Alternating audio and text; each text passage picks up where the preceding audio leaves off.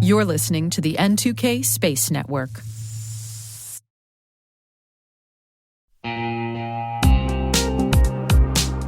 And now, a word from our sponsor.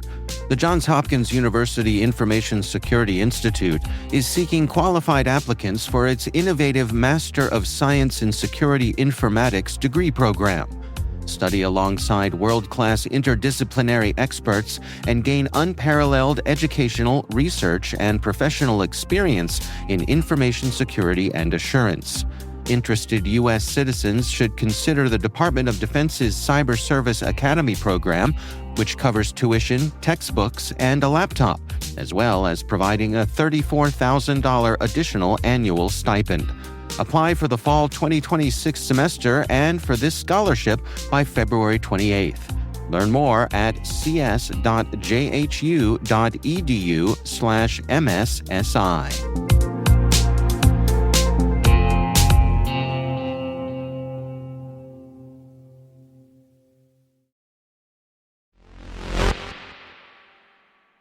Today is October 6th, 2025.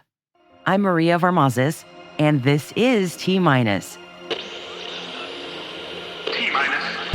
20 seconds to LOS T-dress. Go for deploy. Roger, roll. 5. ESA opens its newest deep space antenna in Western Australia. 4. Axiom Space partners with 4IG of Hungary to launch a new orbital development center. 3. Japan's ispace completes key vibration tests for its Series 3 lunar lander. 2. The U.S. Space Force awards SpaceX and ULA the first post-2027 launch contracts. 1. Firefly Aerospace announces its $855 million acquisition of SciTec.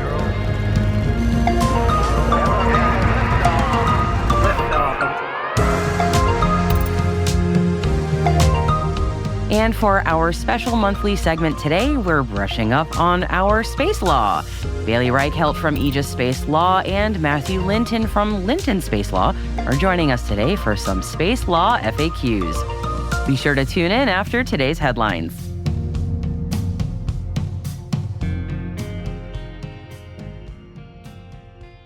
Happy Monday, everybody, and thank you for joining me today.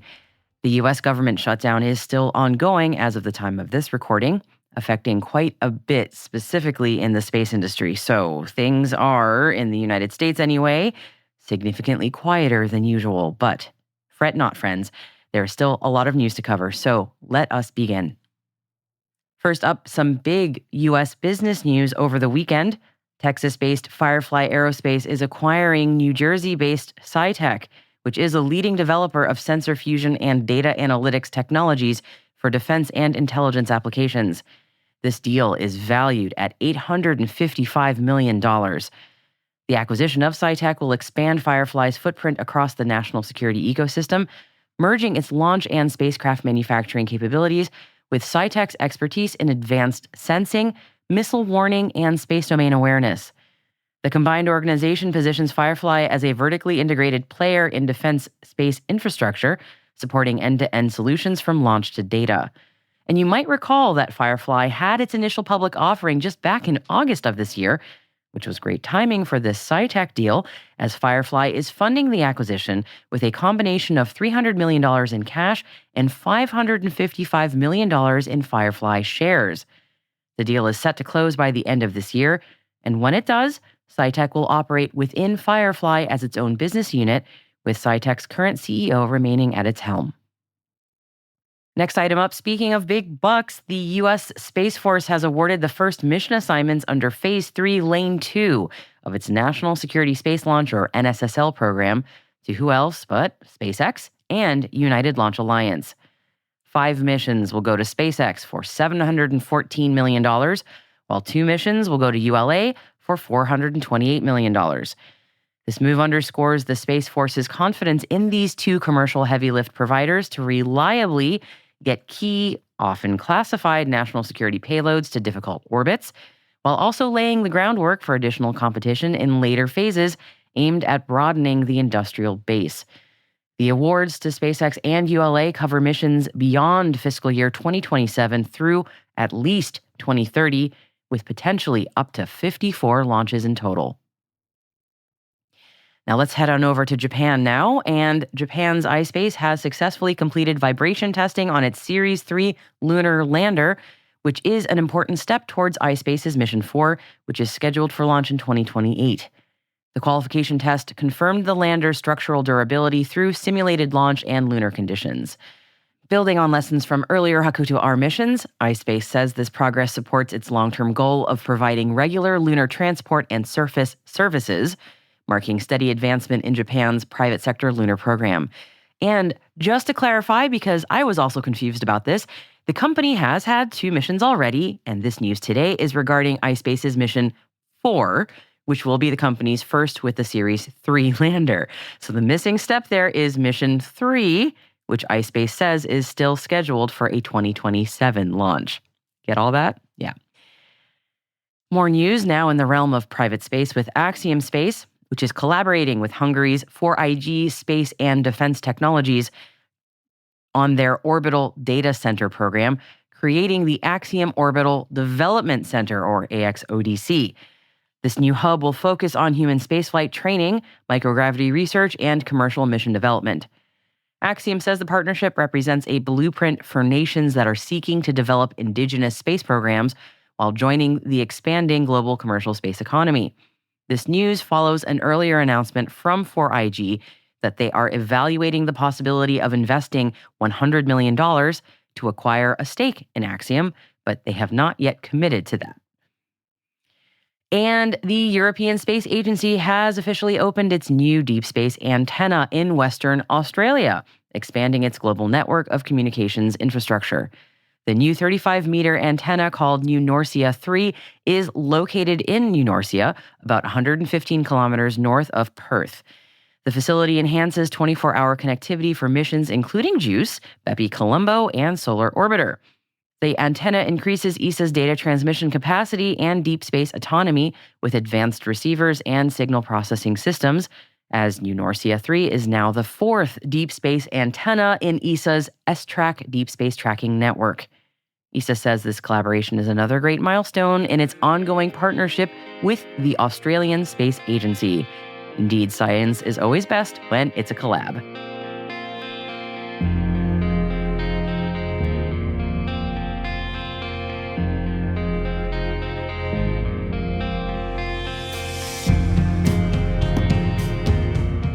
And that wraps up this Monday's Intel Briefing for you, dear listeners. As always, links are in our show notes if you'd like to read more. But even when it's a bit quiet on the space front, as the U.S. government shutdown is still ongoing, there's plenty going on around the world and, well, in space. We've got our eyes on other stories that you might be interested in reading about. And Director of Enterprise Content Strategy here at N2K, Mayan Plout, is here to tell you about them today. Hi, Maria. So there's a really interesting piece in space.com today about the unknown status of the Juno probe. This is the mission that's going around Jupiter.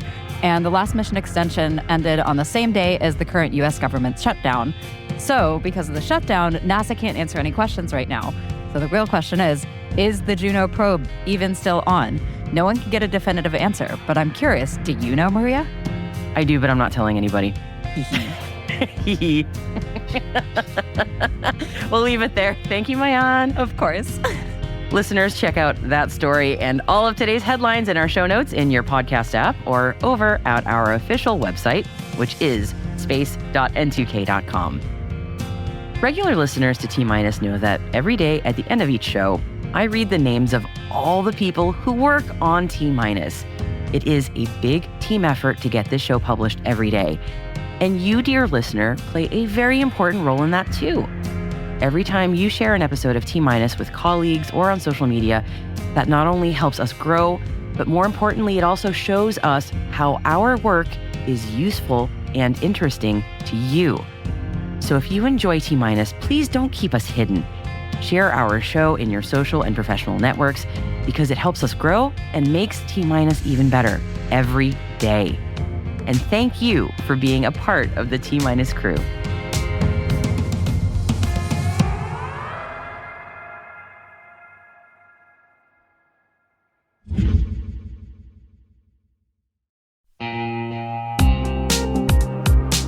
At Thales, they know cybersecurity can be tough and you can't protect everything.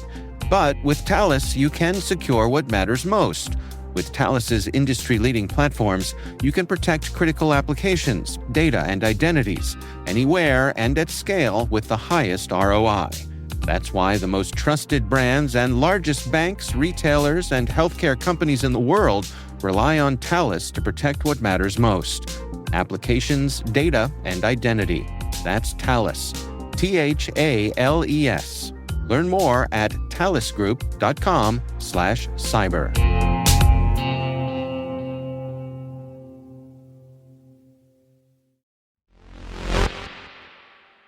It is Space Law FAQs time now. Over to Bailey Reichelt from Aegis Space Law and Matthew Linton from Linton Space Law.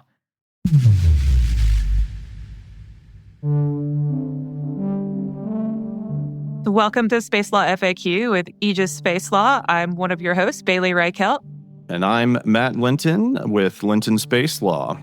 We're talking about artificial intelligence and those tools, AI tools, and what you should expect when professionals you're hiring are using AI tools. Should they be? What tools should they be using? What's the transparency you should expect in that? We're going to talk all about those expectations. So first of all, I think we should just start by saying, should lawyers use AI? Matt, what do you think?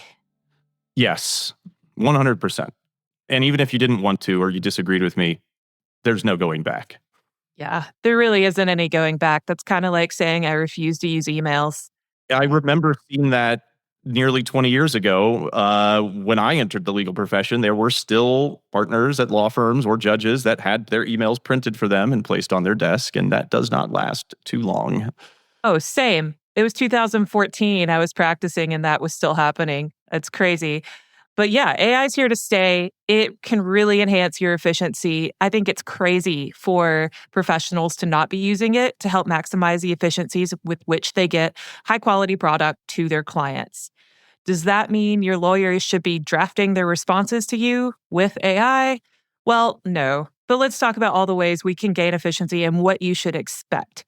So I think, and Matt, and I think you'll agree with me, that you should expect your attorneys to say that they embrace technology, especially if you're in the tech startup world. What do you think? Absolutely. And, most state ethics rules and the ABA model rules are having a requirement to be continuously up to speed on the latest technological advancements to be able to better serve your clients. And so I think, informing the clients that you are meeting that obligation and that transparency is critical. I think you're safe having the expectation of your attorneys to be using some sort of tools to gain efficiency. You also have an expectation that they're going to use those tools wisely. And that can mean things like having some sort of training for their staff on how to use them appropriately. One of the things that we have is an internal policy on how to use AI and a secure solution that we offer our internal staff in using AI. And we encourage them to try to play devil's advocate with the AI and pick apart different arguments so that they understand different perspectives. I think it's even more efficient when you work in remote environments or work from home now, because you don't necessarily have the water cooler or the meeting room where you can just go say, hey, what does everyone think about this argument I'm about to make or this client's scenario? And you can use AI tools to step in when you're in a remote environment, which is many, many professionals now. And it can help you to develop and more well-round your argument without ever actually putting fake citations anywhere, right? But you can also need to be transparent when you're doing that and let your clients know up front, like how you're securing their data, making sure that it's like on an enterprise platform. It's not just free on the internet. I think in the last episode, we said, yeah, just don't dump proprietary information on the internet. That's always bad. Don't let AI models train on it. That's basically the same. So don't do that.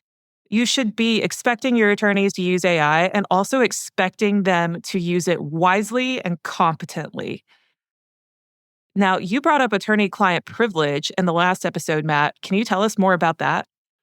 Yes, I think, and I used to litigate for many years and then became in-house counsel. And And, I think obviously the attorney-client privilege is sacrosanct and critical for our ability to provide the kind of advice needed to clients. And throughout different technological, I think, advancements, there's always been concern over how that impacts attorney-client privilege. There were those concerns over emails. I mean, the sort of origin of these confidentiality statements, on our emails gets to some of that still. And I think for me, in clients, it's really something to be thinking about all the time. Because if you are starting a company, running a company, thinking about starting or running a company, at some point you will have to provide your history of whatever issue you may have been sorting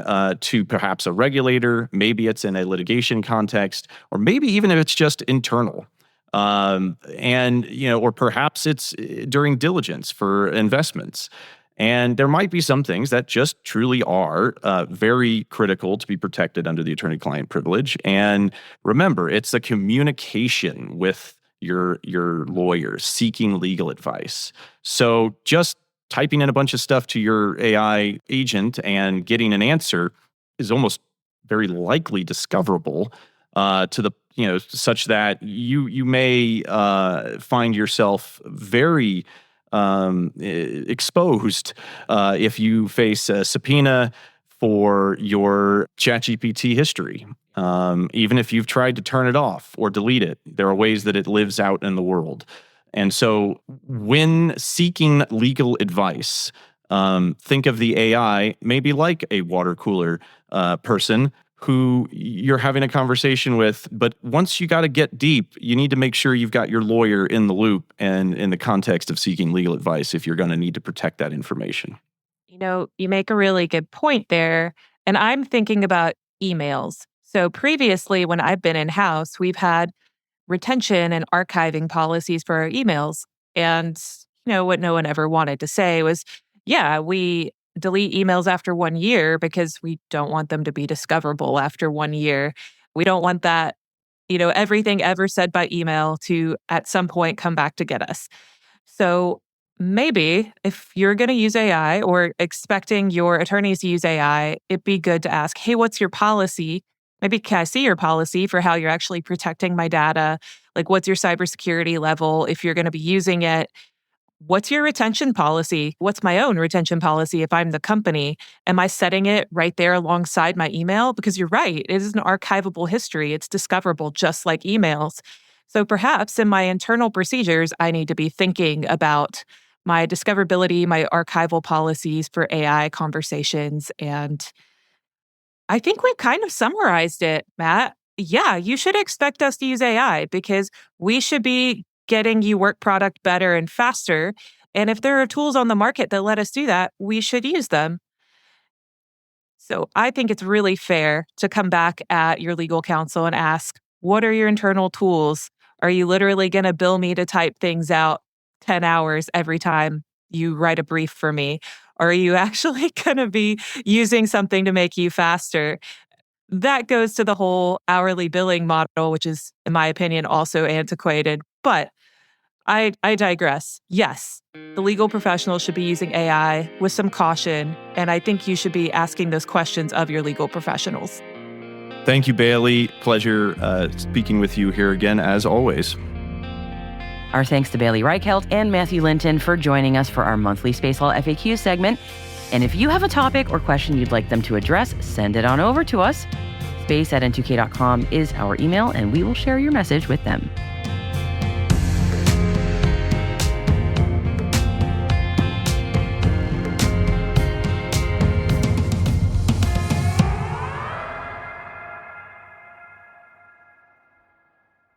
We'll be right back.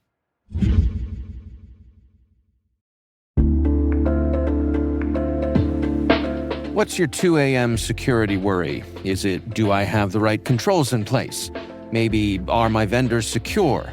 Or the one that really keeps you up at night, how do I get out from under these old tools and manual processes? That's where Vanta comes in. Vanta automates the manual work so you can stop sweating over spreadsheets, chasing audit evidence, and filling out endless questionnaires. Their trust management platform continuously monitors your systems, centralizes your data, and simplifies your security at scale. And it fits right into your workflows, using AI to streamline evidence collection, flag risks, and keep your program audit ready, all the time.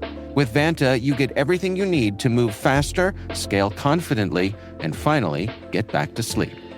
Get started at vanta.com/cyber. That's VANTA.com/cyber.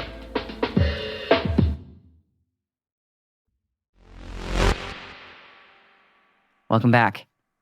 Science is awesome of its own accord, of course, but if you can do some good science and also help out ESA's JUICE mission, why not do that, right?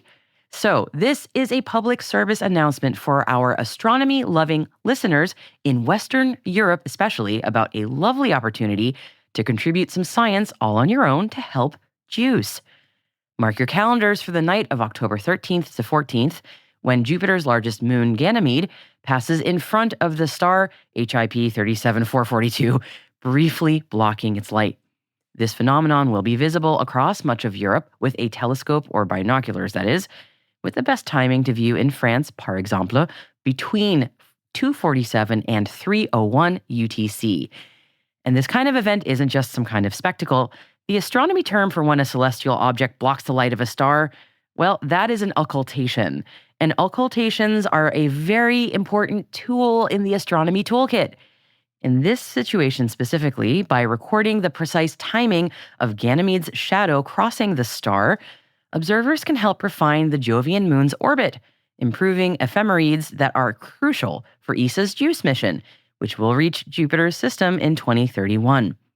The more observations that people can collect, the more accurately scientists can map Ganymede's motion and support the success of future space missions. So if you'd like to pitch in, as I said earlier, this is not something you'll be able to do with the naked eye. You need a telescope or binoculars equipped with a high frame rate camera, since the star is about 10 times dimmer than Ganymede. And then the request is that you record the 4 key contact points. That is, when Ganymede first touches the star, fully covers it, begins to uncover it, and finally clears it. In doing all that, scientists can reconstruct the moon's shadow with precision. Observers are encouraged to upload images to the dedicated campaign site to contribute to this international effort. And there are, as you might imagine, a lot more details that you would want to read up on. So please do check out the link in the show notes from the Observatoire de Paris. The detailed post is both en français and in English. Citizen science plus an occultation event equals a really lovely hands-on reminder that even small observations on Earth can guide missions across the cosmos.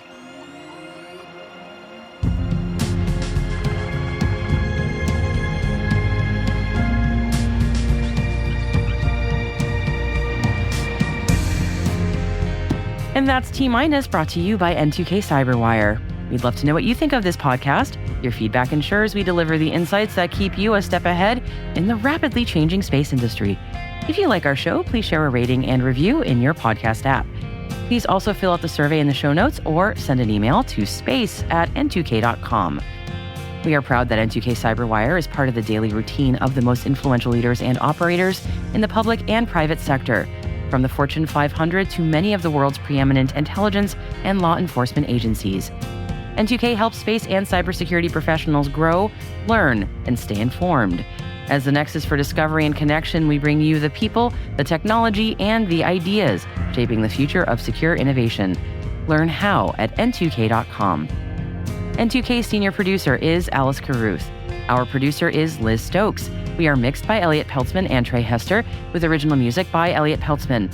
Our executive producer is Jennifer Iben. Peter Kilby is our publisher, and I am your host, Maria Varmazes. Thank you for listening. We'll see you tomorrow.